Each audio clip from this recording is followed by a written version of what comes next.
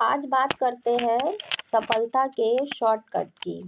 बहुत अच्छा लगता है हमको सुन के कि कोई ऐसा शॉर्टकट मिल जाए जिसको हम चलें और हमें सक्सेस मिल जाए, और लोग इसके पीछे भागते हैं और अपनी जर्नी और लंबी कर लेते हैं शॉर्टकट के चक्कर में। कभी कभी देखिए, हम लोग हाईवे पे चल रहे हो, मेरे साथ हुआ है एक बार कि हम लोग हाईवे पे जा रहे थे और वो बहुत लंबा था, तो किसी ने बोला कि इधर से चले जाओ, खेत खेत से जल्दी पहुंच जाओगे, ये शॉर्टकट है इसका।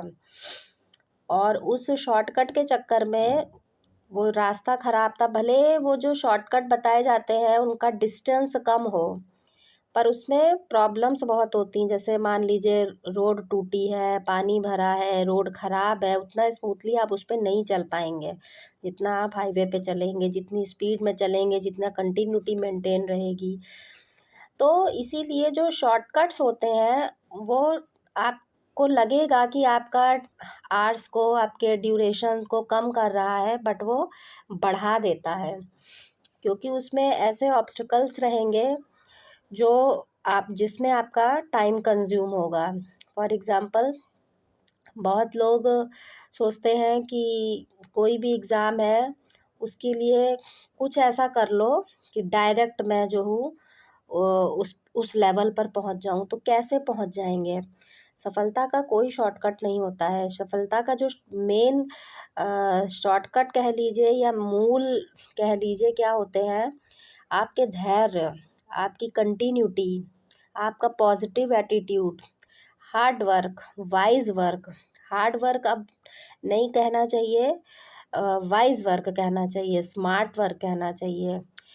तो कितना स्मार्टली आप अपने टाइम को मैनेज कर रहे हैं, कितना स्मार्टली, देखिए सबके पास वही 24 घंटे होते हैं, और उन 24 घंटे को जो विधायक होते हैं, जो मंत्री होते हैं, और सबके, और जितना भी जिसके पास, उनके पास कितने सारे काम होते हैं, पर सबके पास वही 24 आवर्स होते हैं। But they know how to manage their hours, अपनी प्रायोरिटी समझते हैं।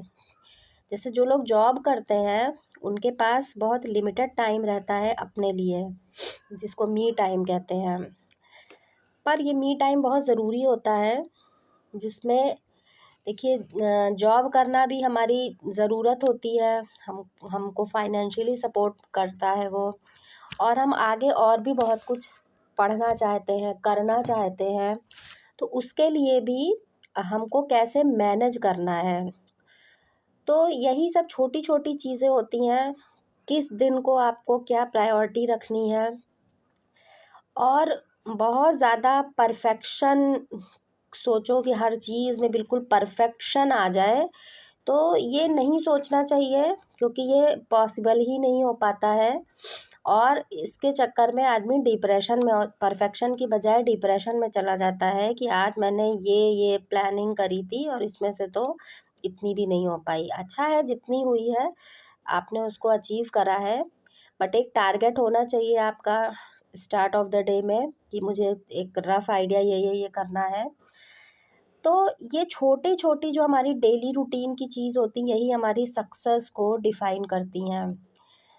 जैसे अगर मैं कंटिन्यूटी की बात करूं, तो जो लोग अभी लेटेस्ट की बात कर लीजिए, पीसीएस का एग्ज़ाम हुआ था, उसमें मैक्सिमम लोग सिर्फ रिजल्ट का वेट कर रहे हैं।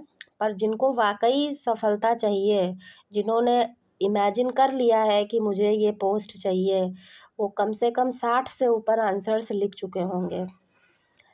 तो 60-60 डेज़ की मैं बात कर रही हूँ कि 60 डेज़ उन्होंने कंटिन्यूटी आंसर प्रैक्टिस कर ली होगी। तो वो मान लीजिए 1 नंबर से अंदर होते हैं, 2 नंबर से अंदर होते हैं, तो वो कितना आगे हो चुके होंगे ऑलरेडी, जो सिर्फ वेट कर रहे थे।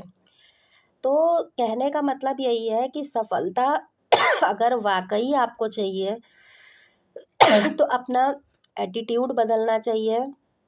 जो एक आपने सोच रखा है कंटिन्यूटी, उसको हमेशा मेंटेन रखिए। कभी कभार की बात अलग, पर कंटिन्यूटी आपकी हमेशा मेंटेन रहनी चाहिए।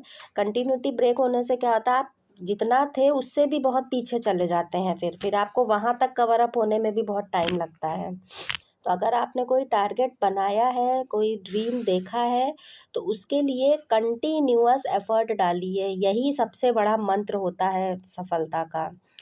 एक दिन में आप सोचें, कुछ महीनों में सोचें, कुछ दिनों में सोचें कि कुछ आपने सोचा और झट से आपने लग जाओ और अचीव कर लें, तो ऐसा नहीं होता है। आपको उसमें बहुत एफर्ट डालना पड़ता है, कंटिन्यूअस एफर्ट करना पड़ता है, और आपको उस चीज़ को अपनी पार्ट ऑफ लाइफ बनाना होता है, तब कहीं जाके आपको सक्सेस दिखाई पड़ती है।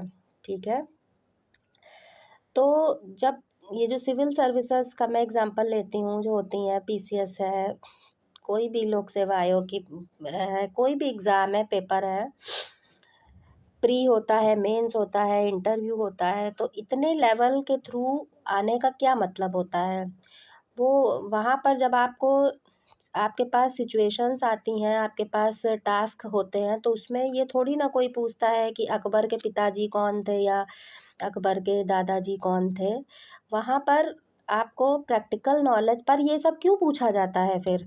जब कुछ इससे कोई मतलब नहीं रहता है तो क्यों पूछते हैं? देखिए, सीधे से इसका ये जो इतना टफ एग्ज़ाम्स होते हैं, इतने स्टेप्स होते हैं कि आदमी इंटरव्यू तक जाता है और उससे बैक हो जाता है, तो फिर से वो प्री से स्टार्ट करता है।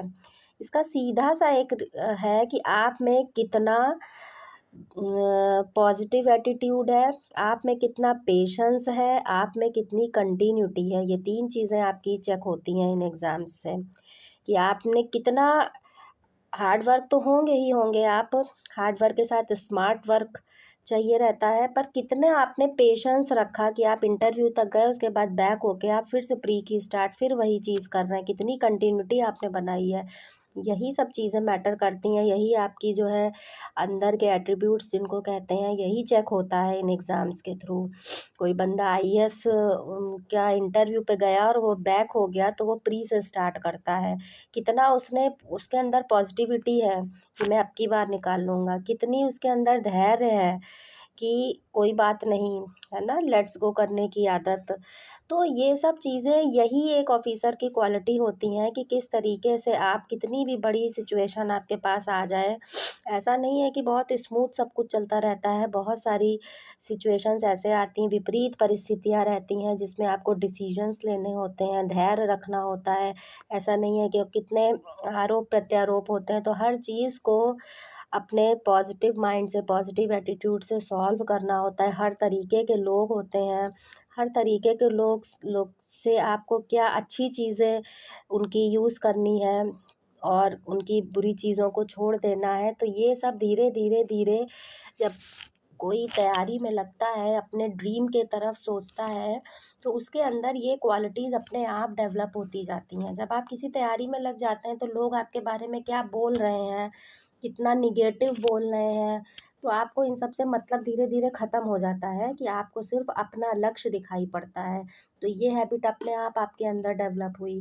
तो यही सब है सफलता के मूल मंत्र। जब आदमी के अंदर सब कुछ ये इकट्ठा हो जाते हैं, तब उसको सक्सेस मिल जाती है कि उसको लोगों की बात, नेगेटिव बातों से कोई फ़र्क नहीं पड़ता है।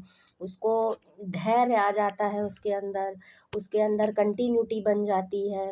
और यही सब चीज़ें एक ऑनेस्ट ऑफ़िसर, एक ऑफ़िसर की क्वालिटी होती हैं, जो उसको आगे बढ़ाती हैं, जो चाहिए।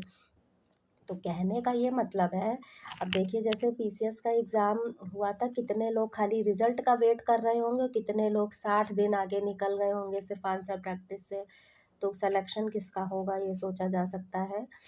तो अभी क्योंकि मुझसे कोई पूछ रहा था कि अभी क्या पढ़ना, अभी तो रिज़ल्ट ही नहीं आया है।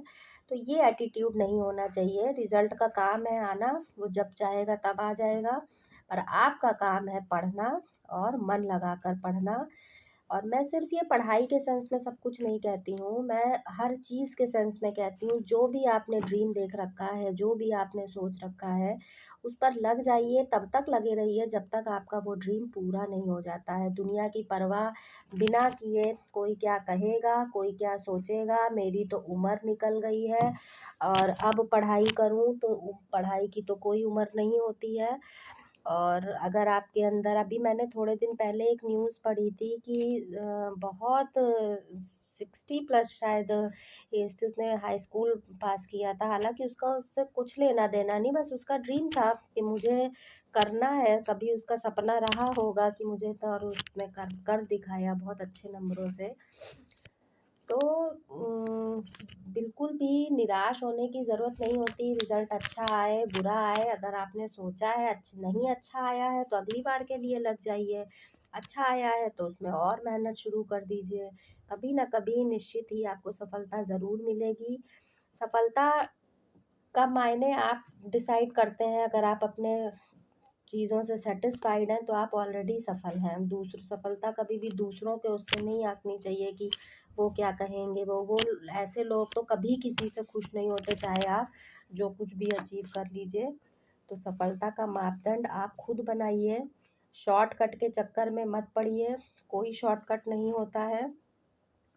यही चीज़ें ही आपको सफलता दिलाती हैं, जो मैंने बताई। धैर्य, पॉजिटिव एटीट्यूड, निगेटिविटी से दूर रहना।